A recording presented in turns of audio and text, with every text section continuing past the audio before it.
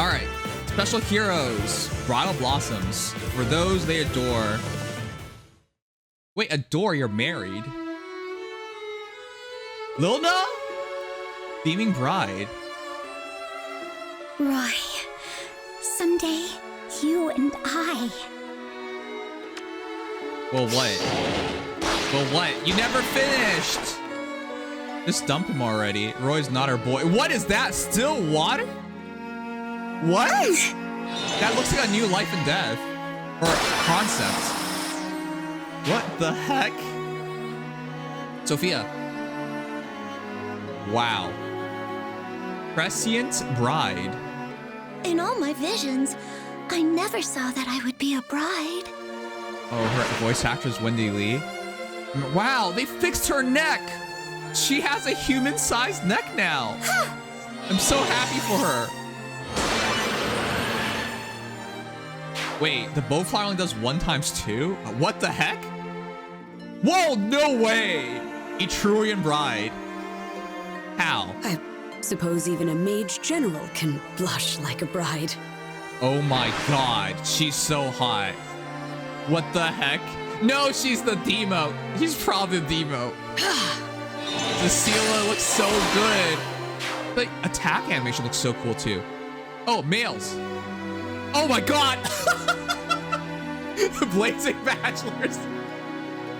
Father, right here. What? It's your time to shine. Didn't even try. Wait, how can you be a bachelor when that's your son? Are you saying? Are you saying the wife is dead? Ninian confirmed dead. There you go. Oh god. Wow, dual Roy? Let's settle this. I'm with you. Or harmonic Roy. Wow, this honestly is so weird of me. Shall we proceed? Wow. You Her can B do slot. this. Hey, fuck your friend. Wow. We'll protect you always.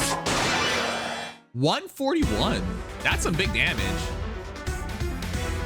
Okay, 3 brides and then a harmonic hero. That's so. Oh, Larum's a free hero. We weren't baited. It was Larum after all. Wow. For once, those silhouettes were so easy. And yeah, Cecilia is your 4-star demo, unfortunately. Well, fortunately for some people, 2 reds, 1 blue, and a green. And obviously, most brides, for some reason, are flyers or calves. They're always on something, right? Blazing Bachelors. I don't even think that's the right way to, like, word A it. Valentine's banner wasn't enough for them. They want to get married too, even though one of them already has a kid. Cap. Yeah, I don't understand why you're labeling Elliewood a bachelor. You can be a bachelor again if you know, are single again. But that, like, hints at, like, Ninian dying. Or somebody else, you know? But, like, come on. That doesn't seem right to me. Anyways, sure, he's a bachelor now. You're a bachelor with a kid. There's a lot to take away from that. Anyways, nice to see Hector there. For the most part, he's been forgotten. All right, let's go over the heroes, but that's really, wow. I couldn't believe it's actually like Binding Blade based. Okay, let's go over our first hero, Lilina. Wow, that was only for 1 frame? Lilina's stats, 39 HP, 65 attack, 22 speed, 11 defense, 49 res. Those are not her actual stats because her A slot does augment her defense and other stats. That's really interesting. That's like an improved life and death, essentially, is what I take from it. And she's going to be functioning like Legendary Lilina is the other part I took from it. So in other words, an AoE hero, an AoE cav hero. So yeah, still water 4, a new skill, grants attack res +7, inflicts defense -5. That's really good. You know what? When I think about it, why did they do that? Why did they stick with life and death through all these years, even when we were using it on heroes that it didn't fit, right? Earlier today, I saw a Sonya use life and death 4 with life and death to do instant AoE build, even though her speed doesn't really take advantage of it. Instead, she actually has a res stat. So it gives us an alternative to just attack and speed into attack and res instead. And instead of losing defense and res, you just lose defense. So I think as a whole, that's better. You only lose 1 stat and you still gain 2 stats. you still go plus 14, and instead of going minus 10, you're just going minus 5. So this is interesting to me. But yeah, that's really nice of them to do. So water skills are a new type of skills we're going to be getting in the future. AR Far Trace 3, you guys know how it goes. Enables cancel remainder, attack res -3 on foe during combat. So nice of them to shorten it. Joint Distance Guard is also another skill she has, which is a good skill for her to have. So yeah, defense res +4 to allies in 2 spaces, and it works, and then defense res +4 to herself as well, and it works on all range battles, regardless of phase, enemy phase or player phase. All right, as long as it's range. Okay, Gifted Magic. I believe that is what Legendary Lilina has, right? So it's exactly the same thing. Before combat, this unit initiates foes in an area near target, take damage equal to 0.8x units attack minus foes defense or res, which is nice. And True Love Roses. Slaying ability at start of turn 1 grants special cooldown count -1 to unit. So instant Gifted Magic. If unit initiates combat or is within 2 spaces of an ally, grants attack res +6 to unit during combat and deals damage equals 10% of unit's res. Huh. So this is the part where I question it. Would you guys rather run Legendary Lilina or Bridal Lilina? Now keep in mind, they're both cav units, but one is a legendary, one is not. One is a special hero, and then one is red and one is blue. But I expect Bridal Lilina to have better stats overall because she's a newer hero. But honestly, doesn't the Hardy Bearing on Legendary Lilina actually really value, because that's one of the few heroes out there that destroys Vantage heroes. And while Vantage heroes are becoming rarer and rarer, it's still a really useful thing to have in a lot of battles. So what I'm seeing is that this Lilina will do more damage than Legendary Lilina, but she might not have as much utility. But yeah, she's going to hit harder, substantially harder, especially because deals damage equals 10% units res. And given her base res was what, 47 earlier? That's a lot of damage. Anyways, it's nice. So yeah, it's nice to see you guys are conflicted on picking between the two. Though, are you excited it's Legendary Lilina? That's the one thing. I never thought much of her, so I mean, it doesn't sway me one way or another. Sophia. Hey, funny enough, this season's arena team is in fact Legendary Lilina is your bonus hero. So that's funny. I mean, I guess it makes sense, huh? All right, Sophia. I'm just glad she has a normal neck. Wait a second. Is she actually cute now? Ooh. Wait, how old is Sophia? Listen, I'm not trying to get into like, hey, they're in gowns, therefore they're automatically getting married, therefore kids are getting married. That's not what I'm trying to get into. But I'm just curious. And often enough, the story justifies it by they're just trying out the costumes and whatnot. Or they're attending somebody else's wedding and they just want to dress up themselves. It's not actually what's happening. So don't freak out. I think you guys still remember when Sonic was a bride and everyone, not everyone, but like a lot of people went on social media and complained about it. So old enough. Well, people don't really take the dragon argument because they're like, mannequins could be hundreds of years old, but they're like, they look like kids, therefore they're kids, right? So I don't know. I hate bringing up age in fantasy games, but I was just curious. All right, rally defense res plus, attack defense push 4, and attack res hold. So attack res hold is new, inflicts attack res -4 on foes in 3 spaces during combat. That's gonna be good on a lot of heroes. No speed as we found on Harmonic Sonia, but yeah, attack res is still it's probably better for a lot of heroes. So Dragon Bouquet, this is Dragon Bouquet. This is what it's all about. Attack +3 at start combat. Unit HP is over 25%. Grants attack speed, defense res +5 during combat. Grants weapon triangle advantage against colorless foes, and inflicts weapon triangle disadvantage on colorless foes during combat. And then also unit makes a fair default attack. Now it all makes sense. Yeah, chat. I was thinking to myself, how is Sophia doubling? And then I was thinking to myself, how is Sophia taking just 1 damage? Jeez. Sophia looks like a magical girl? No way. I didn't see that. But all right. Okay. So earlier I was talking about how often do we see very powerful colorless killers. Why was I talking about that? You guys recall a hero that just released who is very dominant and colorless? This is interesting because I was thinking to myself, there wasn't a real good counter towards Ball and Rhea in the current meta, but Sophia might actually do it. Especially because I expect her to have really high res, and if her defense is high enough where she only takes 1 damage, I know the weapon triangle thing is happening, but I expect her to be able to do that battle. And considering Rhea's speed is so low and Sophia's all doubles, I think they just released a counter to Ball and Rhea. Is how it looks like to me anyways. But yeah, she's probably the best Raven Tome hero in the game. Now, rate her out of 10. I'm so upset. Why is it always like the hero with the best art?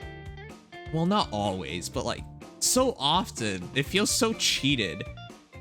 Like there's some heroes that just look so good, but they're free or the demoted hero.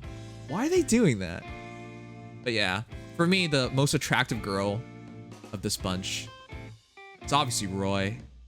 Man, Roy's such a cutie. But Cecilia comes close, 2nd place. But she's your 4-star demoted hero. Jeez. It is a good way to get attack res roost 3. And, you know, rouse attack res. It's a pretty good combination. And she does have a rally plus, so if you really need it. 6 out of 10. Manuela out of 10. Some of you guys are blind. That's all I gotta say. Alright. Bridal Orchid. At start combat, if units HP is over 25%, grants attack res plus 5 and bonus attack res during combat equals current bonus on units attack res. Calculate each stat bonus independently. So what this is looking like is that it's wait, Smelly Fishman. Thank you for the rate of 3. If you guys haven't checked out Icy, wait a second, is he actually rating me? The last time I checked out Icy Seabass raid on me as he was rating me, he was still streaming. So I was just like, how did he raid me? I was so confused, but thank you. Anyways, so this is interesting. It's based on bonuses. So it's the bonus doubler tome, attack res plus 5, and then yeah, bonuses to attack and res. So it's not bonus doubler tome, but it's just bonus doubler for attack and res. So just stacking up high attack and high res. Interesting. But nowadays, when you don't have a perf, it's so hard to make the hero really good. I do think she's like S tier fodder, especially in terms of value. Getting her tome and getting a rally attack res plus is really nice combination. But yeah, unfortunate. I think she's the best looker here and she's the 4-star. 2 years later and you're still calling me that? Yeah. Chat, you never escape your nicknames. Never. Never. Like, if your name's Tiny Tom, for example, when you were 5 years old, and now you're 20, 6'6", guess what people still call you? Tiny Tom. And guess what girlfriend calls you in bed? Tiny Tom. I'm sorry. Anyways, nicknames stick with you even if it's no longer accurate, so. Roy. Yay, Harmonic Roy. Their introduction was really bad. Hey, I actually want to, let's look at their stats first before we go over this, because that's a really, wow, that's a gorgeous, wait, a perf B and a perf C? Did I look at that right? Anyways, really quickly, Harmonized Skill, Defense Res plus 6, Resonant Shields, and Treachery. Yes, Roy is treacherous. No. The reason why they have Treachery is because Eliwood is included in this. Eliwood cheated on Ninian. In fact, Eliwood killed Ninian. True fact.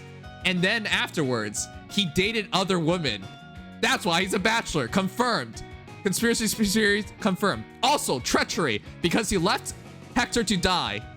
That's why he has treachery. Everything makes sense now. I solved the game. Anyways, unit deals additional damage equals total bonuses on unit for 1 turn. Wait, why is that called treachery? That doesn't make any sense. How's that treacherous? They're just picking up random names for the skills nowadays. Jesus. All right. Obviously his actual stats are 60 attack, 48 speed, 36 defense, 31 res. No, I'm kidding. What are his actual? I'm gonna assume that's +6/+6. Yeah, I'm gonna assume it's +6/+6 because it's Roy. right? So his actual stats are 39 HP, 52 attack, 54 attack, 42 speed, 30 defense, and 25 res. Wait, he's really offensive. Yeah. Wait, they both have weapons? They actually look so fierce next to each other like that, huh? 99 times 2. Of course! Of course. Roy does effective damage against dragons. And Eliwood is watching him kill dragons. And the reason why Roy is not traumatized about this is because he already saw Eliwood kill the most important dragon in their lives. Confirmed. Anyways, let's go over the skills. They do look really good and fashionable. Hey, it really reminds me of Valentine Roy, that like spiffy look. I like it. I do like their look. Like they both look really spiffy. Anyways, Blazing Polearms enables cancel 2, so you always have a retreat function of 2. It's effective against dragon and beast foes. Slaying ability. If unit initiates combat or is unit within 2 spaces of an ally, grants attack speed defense res +5 to unit during combat, and inflicts penalty on foes attack speed defense res during combat equals 50% of total bonuses on unit during combat, maximum -6. Whoa, what? Wow, that's a really interesting combination. Inflicts penalty on foes attack speed defense res during combat equals 50% of total bonuses on unit during combat. So if you give him +6 to everything, or wait, you don't even have to do +6 to everything. Wow, that's ridiculous. I think he enables this by himself, like the full ability by himself. Luna, Sturdy Surge, you guys know how those things go. Attack +7, defense +10, but only when unit shoots combat. But when your special triggers, you get a heal based on special value times 20 +10. So, Flow Force through. Oh, it's not a double perf. Never mind. Sorry, I mislooked at it. If unit shoots combat, neutralize effects that prevents.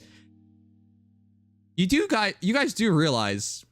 I was about to say you do guys, but that's obviously not. Well, maybe some of you guys. Listen. I do think in the future we will get double perfs for heroes. That's how you really invalidate like old school heroes. Like when Feh's desperate for the ultimate power creep, double perf skills. But that's a long ways away. And if we even make it there. Anyways, Flow Force 3. If unit shoots combat, neutralize effects that prevent units follow-up attacks, and neutralize units penalties to attack speed during combat. So, wow. Is it me, or was the first Flow skill the worst one? Flow Refresh was terrible. Just 10 HP healing.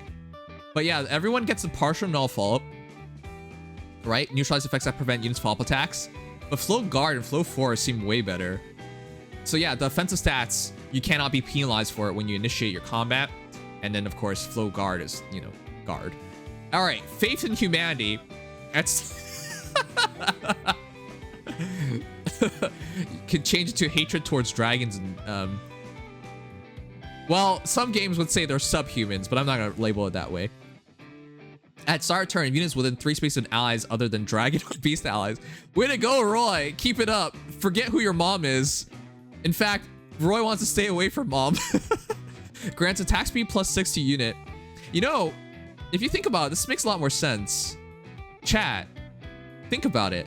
Who's the hero we recently got? That's right. It's Fallen Ninian. Why is she fallen?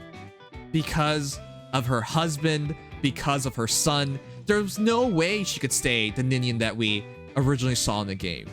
She became a fallen hero because of these two dickheads.